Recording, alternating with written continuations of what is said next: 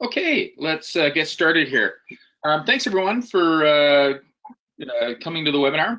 Just before we get started though, I'd like to announce the upcoming our upcoming virtual conference, which we call DA Day, which will be held on the 15th of May.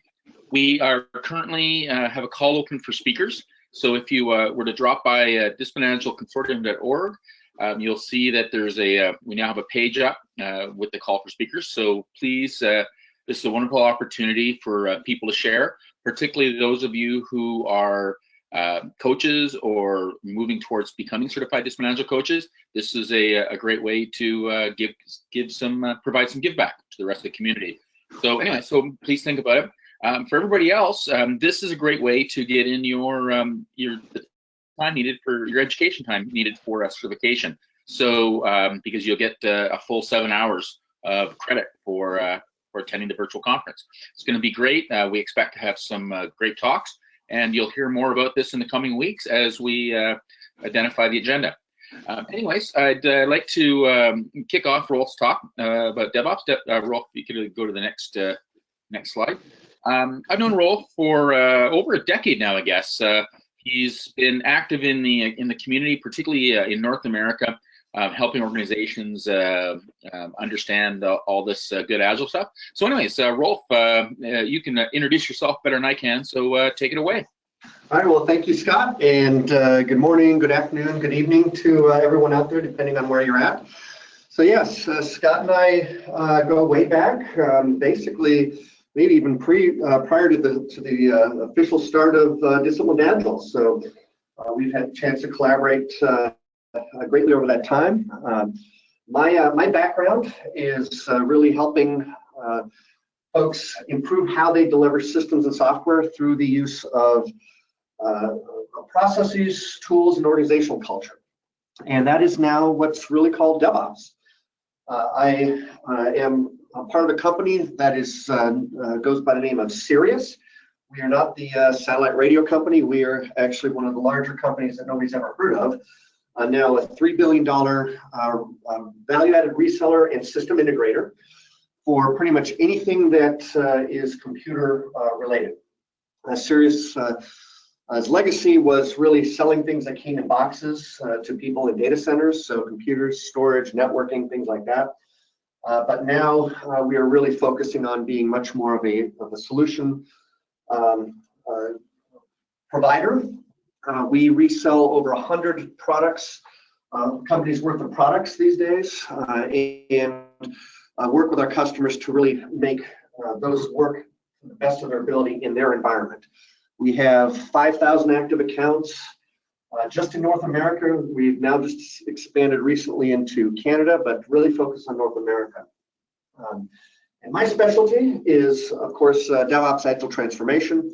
I'm part of what's called our IT consulting team, and we're about 40 now folks that have had leadership positions, sometimes with our customers, CIOs, CTOs, VPs of engineering, roles of that nature. And we are really a product agnostic group of individuals that provide management consulting services to our customers, much more strategic in nature. So it's a really a fun role for me. I love it. I get to work with all sorts of different kinds of companies, large, small, some really hardcore engineering focused, and others really just more operational focused. So my experiences in helping with them adopt various practices and DevOps capabilities and tooling and process is really grown significantly because of this breadth of customer base that we have. We're going to start here with this talk with just referring back to Disciplined Agile and tying this concept of DevOps Nirvana that I like to talk about to Disciplined Agile. And so the core of the framework, we have DAD, Disciplined Agile Delivery. Everybody's probably familiar with that. This is really where Scott and I started working together, fleshing that out, and the company that I was previous to the acquisition by Sirius, we actually used and leveraged DAD as our software development and solution delivery framework. So the company I was with previously, we built some of the largest commerce sites on the planet, companies like Costco.com, Harley Davidson, Speedo, Calvin Klein, folks like that. We were responsible for their commerce websites. And the way we went to market and the way we planned our projects and executed our projects was using DAD. And so it was very effective for us and became really a competitive advantage. So, we're still using that methodology at Sirius, and obviously a huge believer in it. So branching out from DAD, we're growing out our influence now, discipline DevOps. I will today show you how discipline DevOps helps you get to DevOps Nirvana. Sirius has a slightly different way that we present these concepts to our customers, but behind the scenes, it's really all the same kind of guidance and the principles that we're working towards.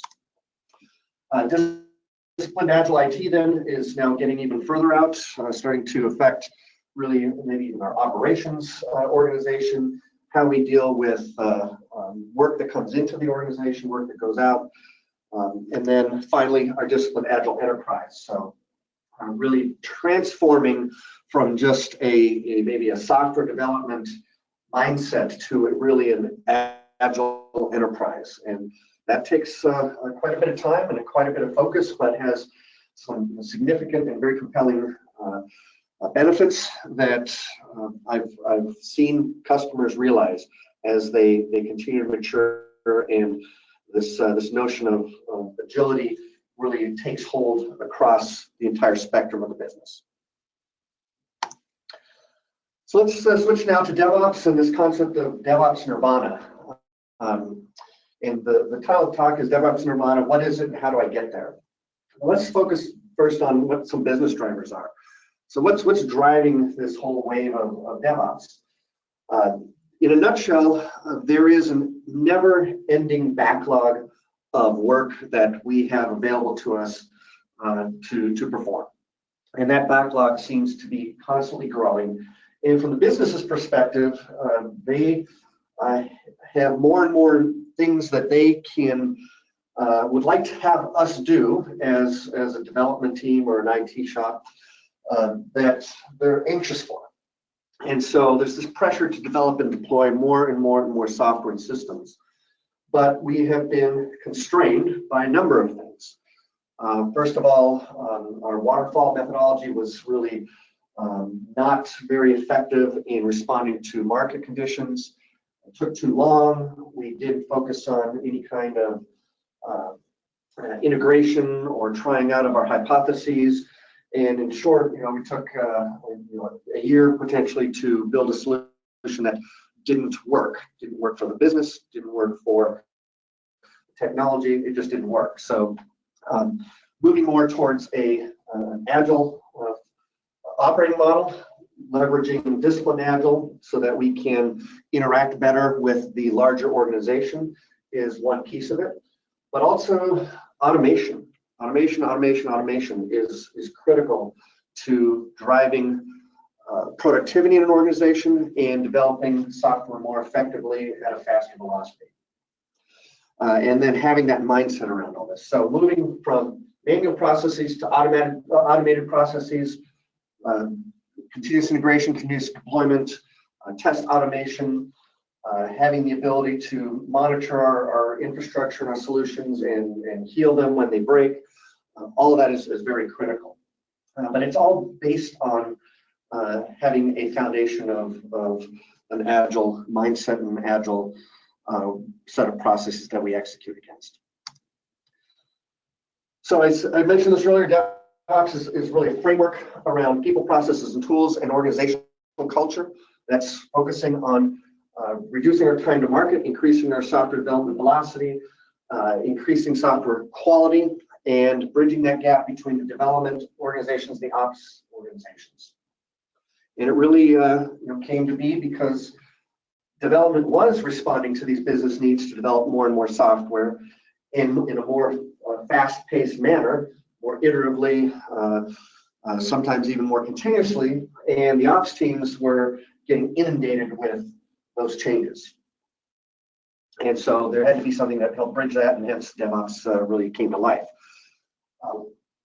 DevOps is going to impact every aspect of the organization and virtually all of your technology capabilities. If you look there on the right of the screen, you'll see sort of a technology stack.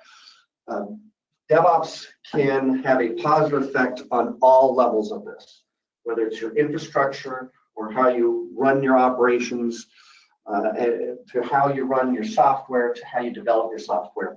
Every single capability there, there are solutions out there that are really in the realm of DevOps. It also affects, of course, every aspect of the concept of cache value stream for developing systems and software and the folks that run those. So it's all encompassing. Oftentimes we need to start small, with more of just a focus on a team. But once a culture takes hold and you start really taking a look at how you can continually improve, continually optimize, continually automate, then you'll start seeing how it branches out into other areas of the organization besides just strictly dev and ops. So at the end of the day, DevOps really helps you develop more software, reduce your software time to market, defects, and risks. So in a nutshell, it's a system for changing systems. And we need to manage that system, and we need to continually refine that system so that we're able to deliver more features to whomever our users are in a faster pace.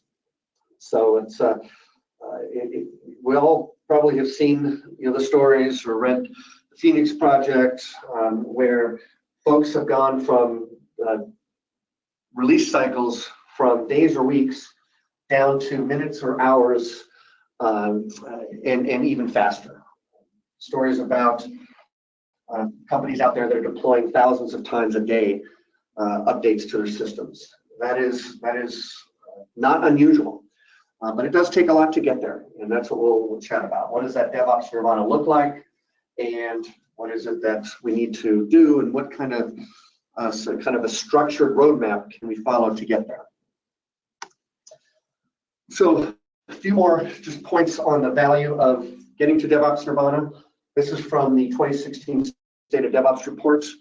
So it's some good data. Let's just start here. High performers are deploying 200 times more frequently, and they are having a much lower change failure rate. So those to get together are quite compelling. We're able to deliver faster what our customers are wanting, and we're doing a better job of it. When we do have a failure, and we're going to have failures, then we are able to recover from them much more quickly. And related to the more frequent deployments, our lead times are much shorter. So the time it takes for an idea to come in to when it is delivered is significantly shortened. So the cycle time, if you can think about that, time to market is extremely compelling. As a result, we're also spending less time on unplanned work and rework, and we will see here in a minute what that really translates to and into more features and functions. But at the same time, we're not having to worry so much about security. So security is a hot button for a lot of organizations, and it can get us into hot water. And if we're really focusing on DevOps practices and principles, then by nature, getting better at dealing with and identifying and dealing with security vulnerabilities is part and parcel of that. So because we are spending less time on unplanned work and rework and chasing defects around and having quality problems, we're actually able to spend that time on new work, new features, new functions, and capabilities for our system and our software. And over time, if we're in a competitive environment, that's going to make the difference between being in business and succeeding and frankly being out of business. This is like someone able to run 25% faster every single race, every single lap around the track. Very difficult to overcome that over time. And then the final piece really is just improved employee satisfaction. All of us like to work on new stuff. None of us like to get paged in the middle of the night, text in the middle of the night, calls, having to stay up to deploy software, or even worse, fix problems that occurred. And so folks in high-performing DevOps Nirvana environments are much happier in their jobs than those that are in low performance. All right, so let's talk about what some of the concepts are around DevOps Nirvana. I'm going to go through just a bunch of bullet points here, and these are all adapted from the DevOps Handbook. And you will also find a lot of this information on the Discipline Agile website. So this is really a compilation of a lot of different concepts. And I put this together just so we could have 2 slides. I'm going to have this one and the next one that try to get us focused on what are some of the key things that you see in a DevOps Nirvana environment. So first of all, we have our technical and organizational architectures coupled loosely. And so that means we don't have a lot of interdependencies. We're able to deliver software more quickly and more independently and release them without having to do so monolithically. Secondly, we have small teams of developers that are independently able to implement features in production-like pre-prod environments that are available to them via self-service in real time. There's a lot of important information in that one sentence there. Production-like pre-prod environments is key. Having those be available via self-service or stood up on demand in real time is important. We're no longer having to rely on an infrastructure team that we send a ticket to, and maybe a few weeks later, an environment shows up for us. The production-like pre-prod environments, we've all been in situations where we've developed some code, worked great for us in our dev and test environments, and then we go to deploy it into a production environment, and for some reason it doesn't work. We've had some configuration drift. We have settings that are different that we didn't realize had been changed. So focusing on having these production-like pre-prod environments really helps with eliminating those kinds of issues that can derail us. We focus on small code changes, limiting work in process and shortening our lead times. So smaller pieces that we are able to develop and test and deploy and validate is a lot easier to manage than it is to deliver a whole large batch of changes that take maybe months to deliver. So this is one really key core element to DevOps is small batches, shorter lead times. When we deliver code into version control, the software is auto-built and deployed into our production-like pre-prod environments. This really forms the core of DevOps CI/CD. Everybody's probably pretty familiar with this. Once deployed, then we have a whole suite of code quality scans, static code quality scans, dynamic testing, automated tests that give us continual assurance that our software is running the way we think it should run. And that when we deploy our code, it's in a known state. And when we see issues pop up through these tests or through these code quality scans, then we have immediate identification and correction of defects. So now we're moving to the point where we're shifting quality left so that problems are identified early and we don't wait maybe months for that software to actually begin to be executed, maybe tested by someone else. They tell us there might be a problem, so we've forgotten completely in the several months that we've written this code what it was all about. So it really helps us keep focus and not have to go through the context switching that occurs when we don't have immediate feedback. So once our software's been deployed and tested, then we can auto-deploy it into production environments with confidence. So we know that our tests are covering the gamut of our software's capabilities. We know that those tests have passed, so we don't even need to have anybody really focused on validation to deploy into production. It just auto-deploys. We also then have the capability to decouple our code release from code deployment. What this means is we're able to deliver features, we're able to deploy features, but not make them active. And by hitting a feature toggle or some configuration setting, we can begin to make that feature accessible to users, perhaps initially in a limited capability, limited release, and then as it's proving out and we're seeing that it's working and folks are liking the experience, we can continue to expand the release to more and more folks. So we're no longer tied 100% code release to code deployment. Okay, when we find problems, then our teams are going to stop the line. We correct them, correct the problem, as well as correct what allowed that problem to escape from our development environment. So implementing the appropriate automation tests so that we're able to prevent that problem from occurring or propagating in the future. We also measure and monitor all of our environments, dev, test, and production, for both resources and performance and user experience. So this pervasive telemetry is used to ensure that our user experience is what we expect it to be. And when we start seeing problems arise, then we're able to detect them, we report them, and ideally auto-correct them. So this is really starting to consider production monitoring as being a part of the system that we're developing.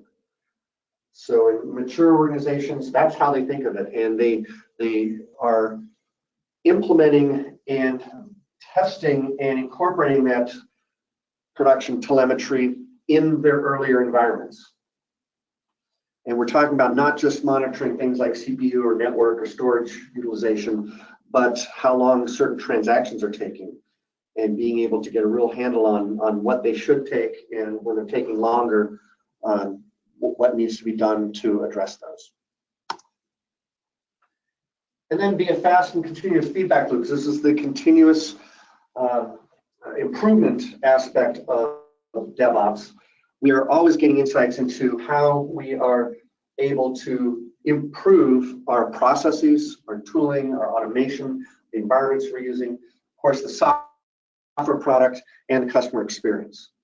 So if there's anything that really forms the bedrock of all of this, is continuous improvement.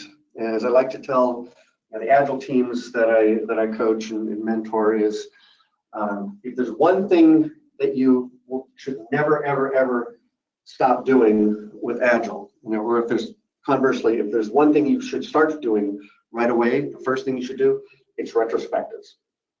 Because if you focus on retrospectives, then everything else will start coming as a result of that. Okay, another set of concepts that we'll talk about, a little more tactical here. First of all, make work visible. It's a big lean concept. Some of you may be using Kanban, but being able to see where our work is, how it's flowing, how much work in process we might have. So that helps us limit that work in process. Context switching is something that's a real killer, both from productivity level as well as a quality perspective, because we are, as humans, it's difficult to constantly switch context from one unfinished thing to another. It takes us time to get our bearings straight again. And reducing the batch sizes. So this helps us finish something, and it helps us then move on to something else, which may be it's something different that we need to work on. So this really helps us tie the knot nice and tidy on the bow, I should say, nice and tidy on the thing that we're working on, and get that delivered and move on to the next thing. Reducing handoffs. This is the whole team concept. Making sure that our teams now are able to deliver everything that they are expected to deliver within their team, so that they're empowered. They're not having to just work on one aspect of the system and then hand it over to someone else to, say, validate or to deploy or whatever that might be, but really making sure the team has the entire accountability for what it is that they're developing. Okay, continually identifying elevate constraints. That's a fancy word for what I call bottleneck hunting. It's also related to the retrospectives and continuous improvement. So here's where we're trying to understand where are we taking the longest time in our development process, and what can we do to diminish that?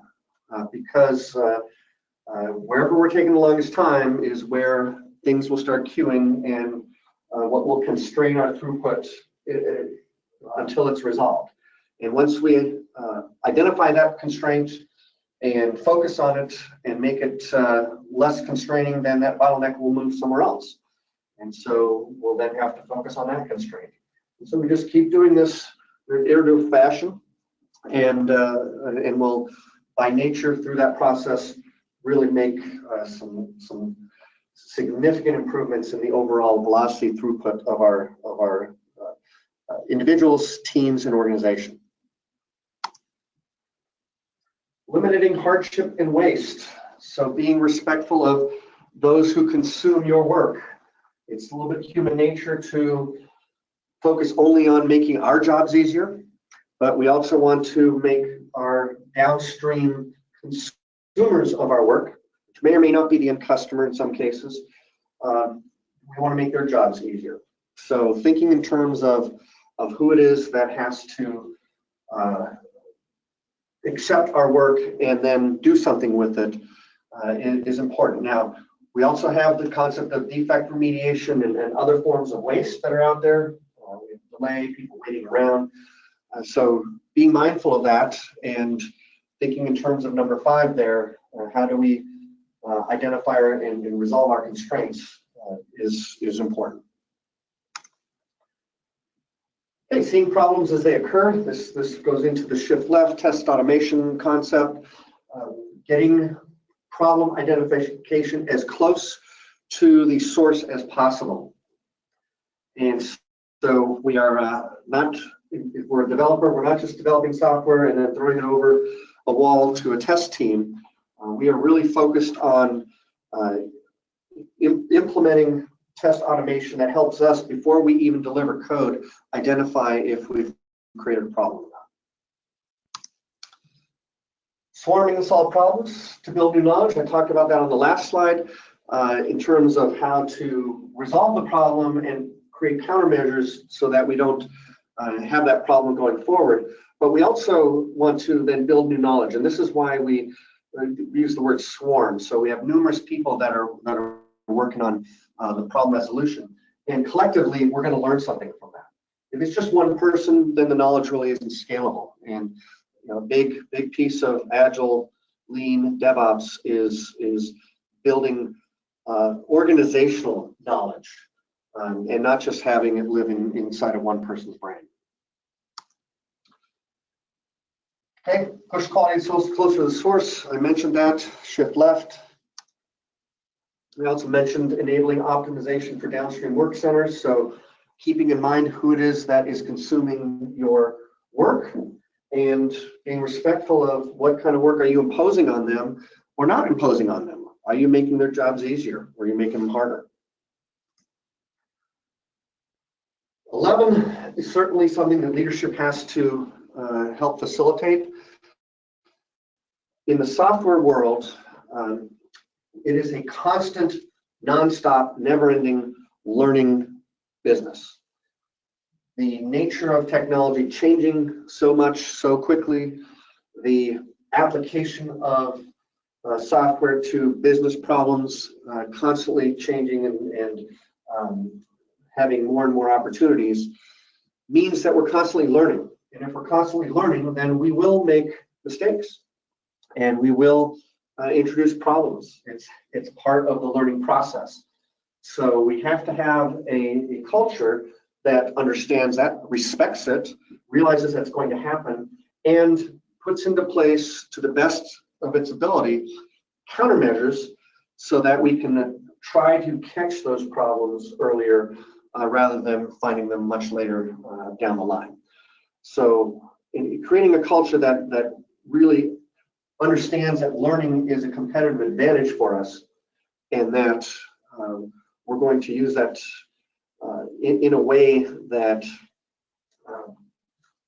lets us identify problems, hopefully in an automated fashion, is really important. And then talk about the one thing you should start with if you're going to do only one thing.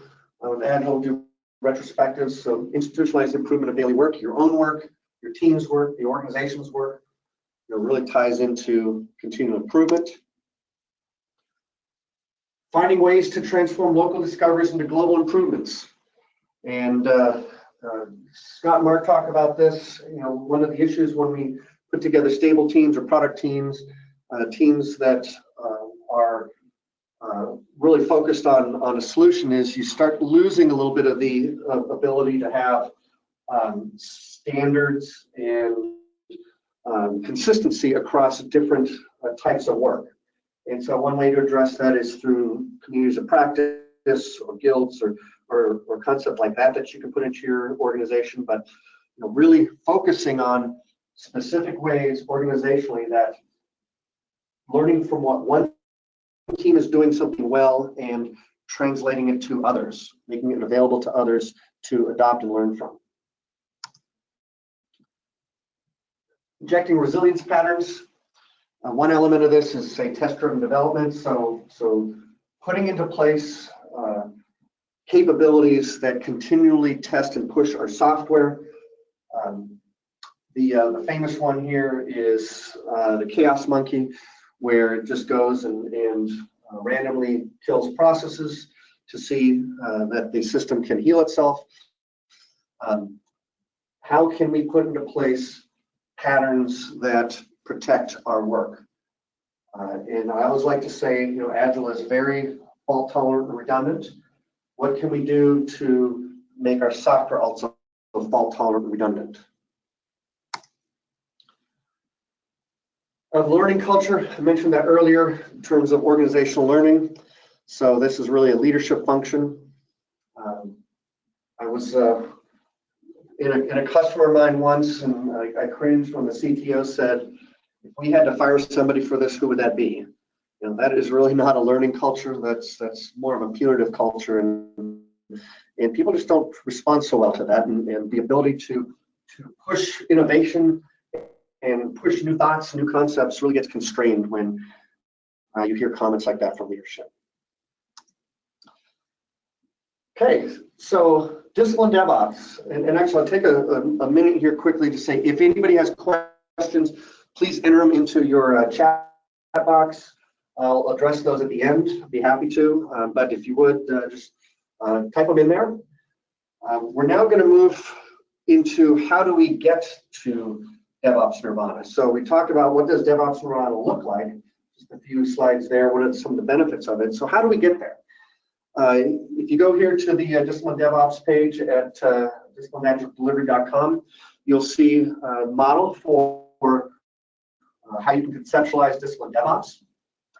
What we're going to see here in a minute is a little bit how Sirius has a different view on this. All of the same underlying information is there.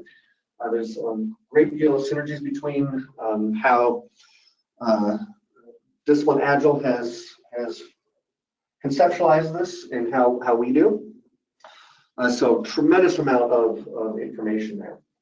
And I encourage you to go look at that and get educated on everything that's available to you. So I'm going to break it down just into 15 critical components that we think make up DevOps. This is our version of what we call the DevOps elephant, and I'm going to give you 3 views here. The first view is going to be the component view of DevOps Nirvana on the dev side, then the ops side. Then we'll talk about the maturity model. How do you organize these by maturity levels, which gives you sort of a roadmap on practical implementation. And then we'll bring it all together into the Sirius DevOps reference architecture and maturity model that shows the DevOps elephant on a page, along with how do you eat that DevOps elephant one bite at a time. So we start with ability to manage requirements in an agile fashion, so no big requirements up front. Using user stories, that's pretty straightforward. We are able to manage our work in an agile fashion, so using Kanban or sprints or iterations, moving away from the old school waterfall approach, short delivery cycles. We have a good change in configuration management capability in place. Everything that goes into our system is configuration managed. And that would include things like operating systems, middleware, even our compilers, any libraries we might use. All of those things in a DevOps Nirvana environment are being managed and delivered together. CI/CD, this is really where DevOps started from. So having the ability to automatically build and deploy our system to the appropriate pre-prod environments. Having test automation, so once we deployed our software, we can run our tests to ensure that the software is in a working state and that is ready to be promoted. Operating in an agile architecture design fashion, so moving away from monolithic software to software components that are loosely coupled, which can be independently upgraded and deployed without breaking the system. I've had several customers that have come up against what we call the DevOps wall, where they've gotten a lot of these other capabilities in place, but since their software is monolithic, their builds take enormous amounts of time. All their automated tests take even more enormous amount of time. And that just really gums up your flow and reduces your velocity. So sometimes you'll be in these situations and you'll hit that, and really the only answer is to begin to re-architect the software. Then finally, agile portfolio management, where we are able to organize via value streams and whole teams, and we bring the work to the people, not the people to the work, and that really can be a major change for some folks and take some time. So this one is certainly not easy and requires a lot of management support. And finally, automated organizational dashboards. So we have the ability to track lots of great information with all these other capabilities in place. At some point, we were able to then bring them all together into a dashboard that provides us instantaneous insights into all aspects of how we are delivering value. Let's move to the ops side now. We have a cloud management capability, virtualization management capability. So everybody's probably very familiar with the concept of virtual machines. This is now moving towards containers or functions as a service. This may be infrastructure that's in your cloud, or maybe in a private cloud. But regardless, we're no longer working with bare metal machines. We're working with some kind of a virtualized infrastructure. That then allows us to specify our infrastructure as code and to be able to recreate systems, applications, machines, development environments, et cetera, on demand through infrastructure as code and CMDB. Very sophisticated organizations really manage their entire data center through configuration files. No one goes and logs into a router to make a change or to a firewall to open up a port. It's all done through files that are then deployed through infrastructure as code and CMDB. Production support, we do need to have some way of tracking, managing our incidences, people calling in with issues, maybe have a knowledge base, things of that nature. Monitoring, I mentioned earlier, pervasive telemetry, production telemetry. So are we monitoring all aspects of the system, including user experience, transaction times, and raising alerts when we are noticing issues?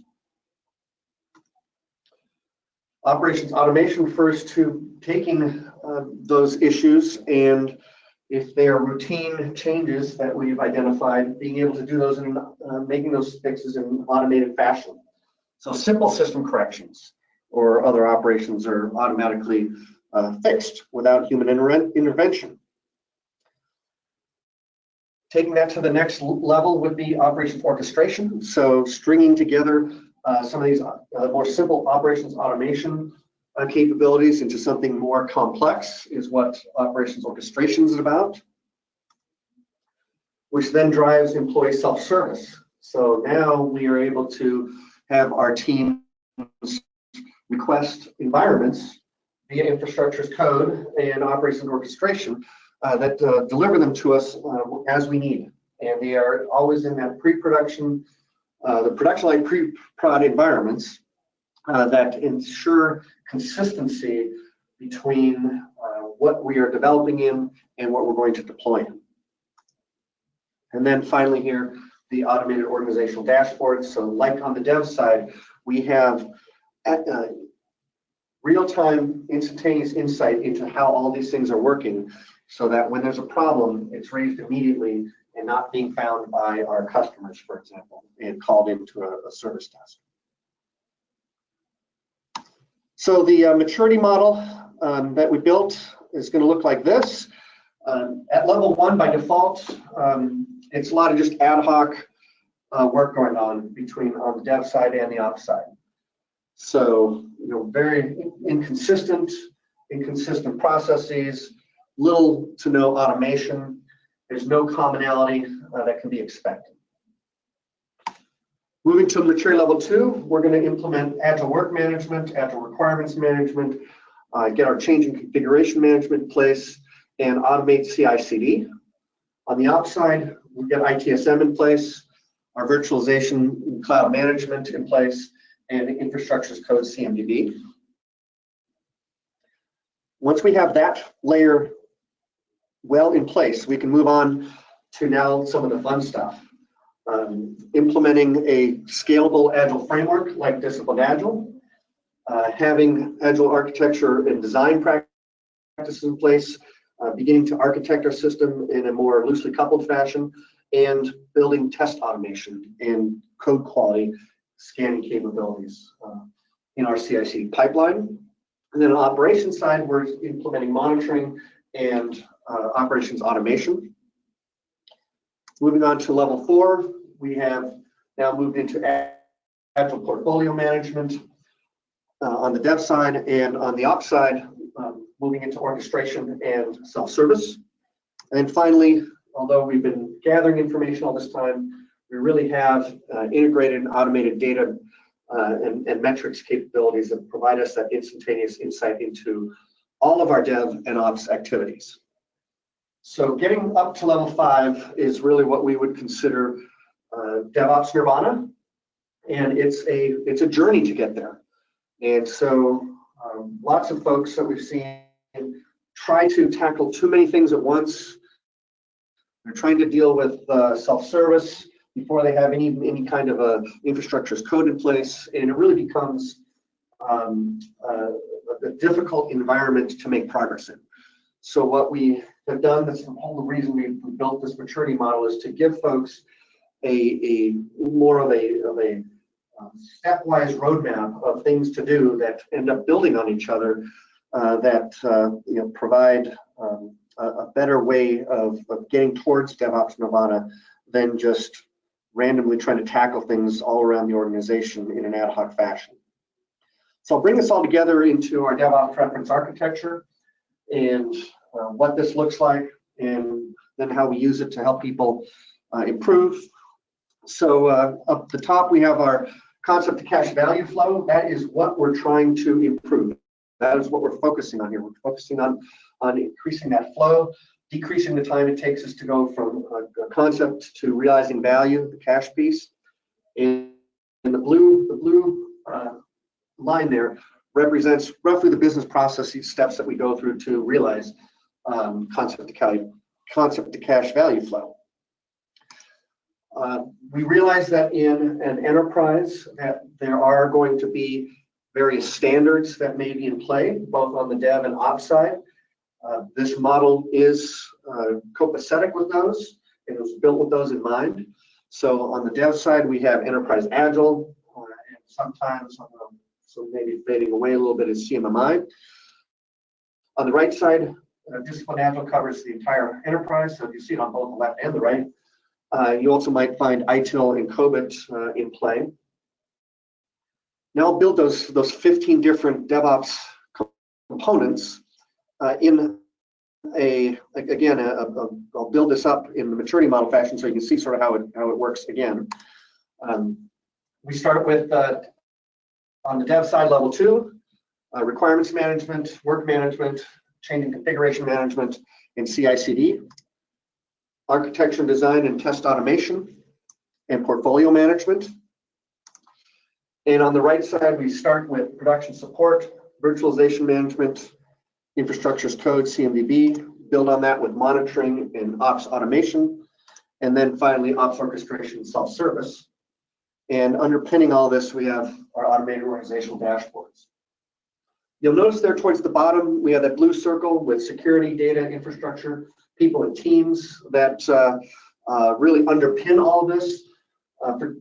Specifically, security can find its way into a lot of these different boxes, these different components. So that's why we chose to list it underneath there as sort of an underarching supporting capability around all this.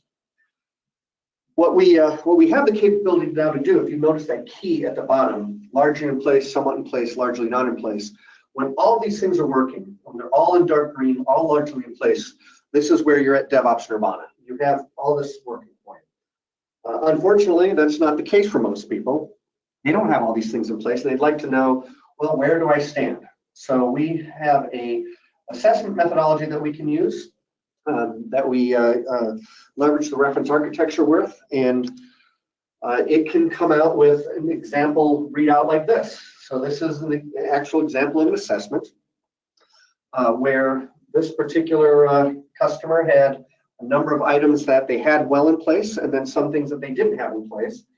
So what we would recommend they focus on are the lower maturity levels, and focus on those capabilities first. So continuous integration, delivery, cloud management, etc., and focus on those before they focus on things, for example, like self-service or portfolio management.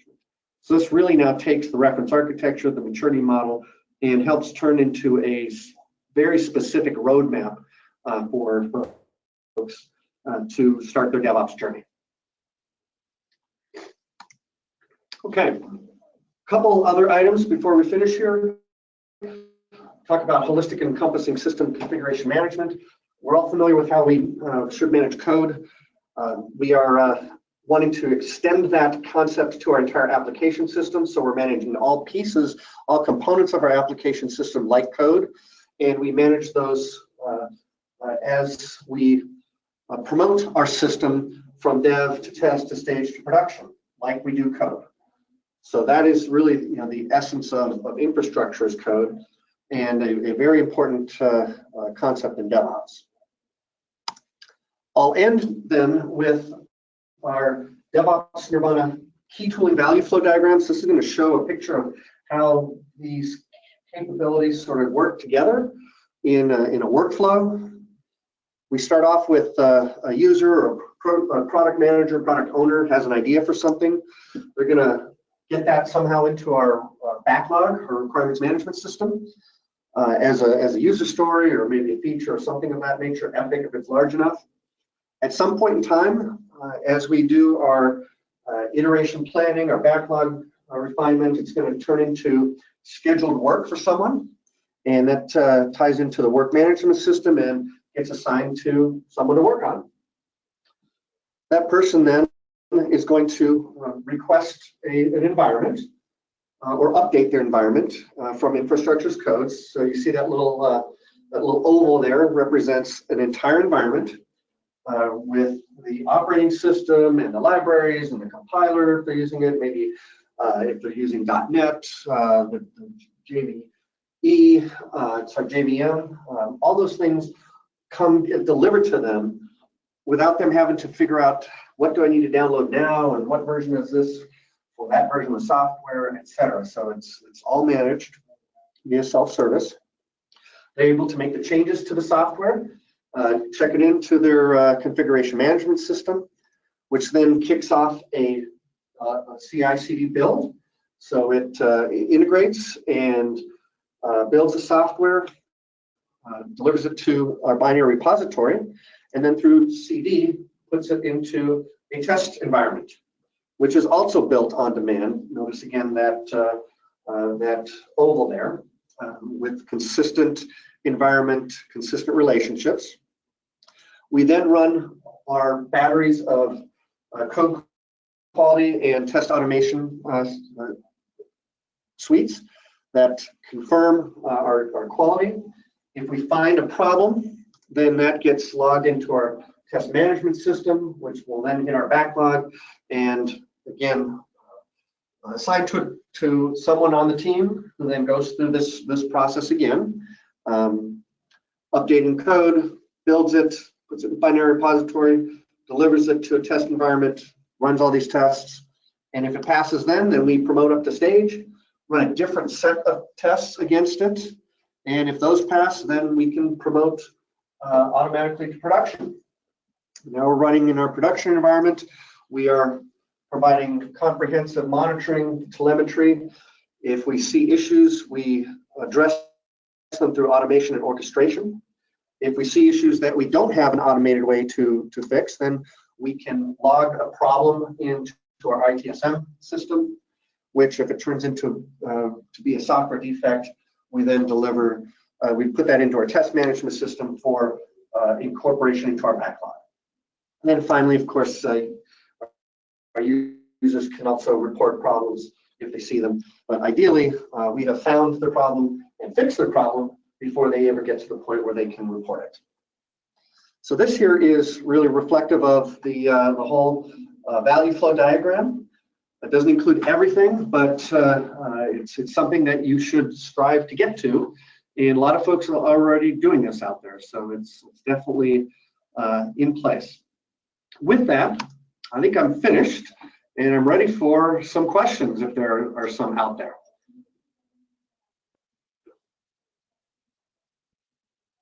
Okay, let's see here. Hold on, why is this? Just a minute, folks. Can't see the first question. Okay, there's lots of questions here. Okay, experiencing audio issues. I'm sorry. Hopefully that resolved itself. The value of DevOps slide has metrics for number of releases, etc. How do clients of DevOps shops like it? Clients in general, it's going to depend for every business and who their customers are. Some folks have customers that are the market. Other folks have customers that are their own business. So it's going to depend, but generally speaking, I would say people like getting more capabilities faster and sooner. Now that said, there are some businesses where they cannot constantly be adopting new systems. For example, healthcare. Having new changes to your claims system coming in a dozen times a day is going to be it's not going to be tolerable. So those folks typically will take a new release of those claim systems maybe once a month or every quarter. But what you get by delivering sooner is two things. Number one, the ability to integrate and understand that is working better before you release to your customers. And secondly, if a customer did want an important feature, then you're able to release that to them sooner. So in general, it's a good thing. Okay, you'll get a copy of the presentation after the afterwards. Someone from Discipline Agile, Pam or Scott, or I could do it. We'll make sure you get a copy of this, so not a problem there. Okay, so cost to sustain higher maturity levels, and someone very presciently has referred to the SEI CMMI maturity levels, and that is a great question, and becoming prohibitively expensive to operate. So that is not the case here, and it becomes your competitive advantage. So it does take time. It is a journey to get to the higher maturity levels, but really all of those concepts that you saw at those higher levels build on the lower levels and just become the way you run your business. So changing from teams that are organized by maybe skills, say the Java team or the DBA team, to more of the whole team concept, and then at the larger level, organizing against value streams in your business, really break down a lot of barriers and in fact become less expensive to operate. Same thing with on the ops side, if we're talking about operations orchestration, which builds on monitoring. So now we're able to actually fix problems in an automated way without involving a person. Really, I would say turns that upside down. Unlike when you're getting into the SEI comment there of having a team that just focuses on measurements and metrics, and all of this is manual. What DevOps is trying to do, and our maturity model is trying to do, is really focus on automation. And automation makes us much more streamlined. It makes us deliver fewer problems, and it allows us to take more of our time to develop features and functions. So I would argue it's really the opposite. It makes you much more efficient. Okay, any other questions?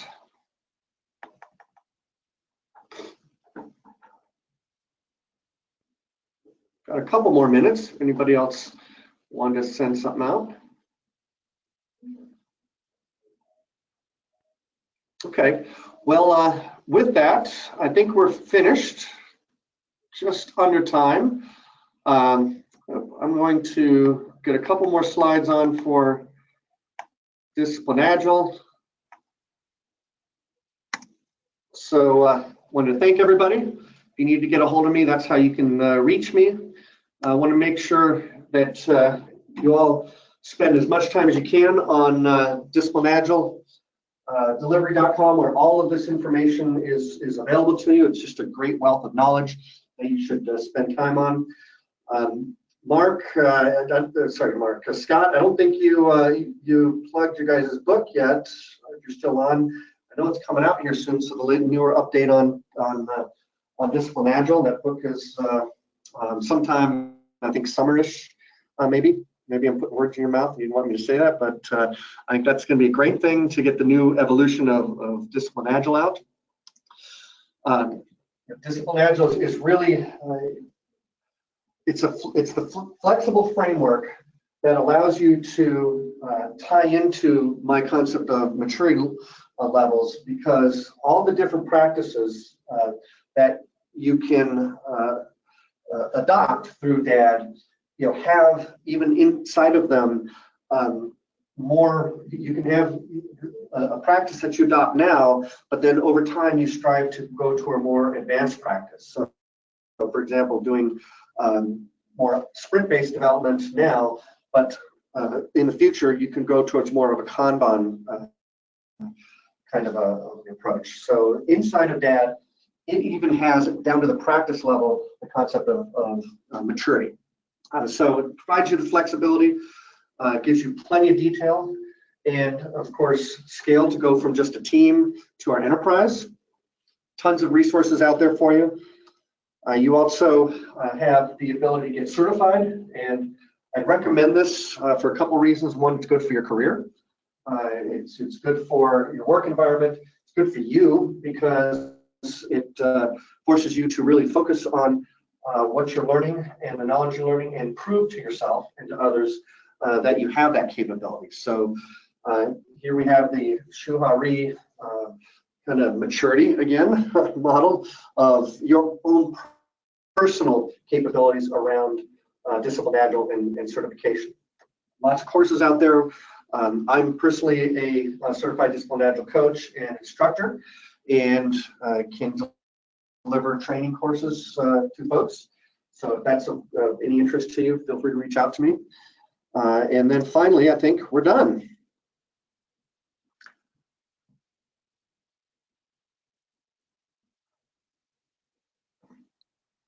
Thanks so much, Rolf. I hope everyone enjoyed the webinar. The webinar will be available on the DAP website in the next day, available to members only.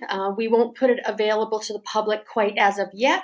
That's one of our values to our membership base. We'll also put the slide deck up on either SlideShare, or we will have that available. If you want to email me at admin@disciplineagileconsortium.org, I would be more than happy to send that to you, so that's not a problem. Thanks again, Rolf. If you have any questions, feel free to email Rolf or email me, and I will forward them to Rolf. Thanks again, Rolf. You bet. Thanks, Pam. Take care, everybody. All right. Have a great day, everyone. Thank you.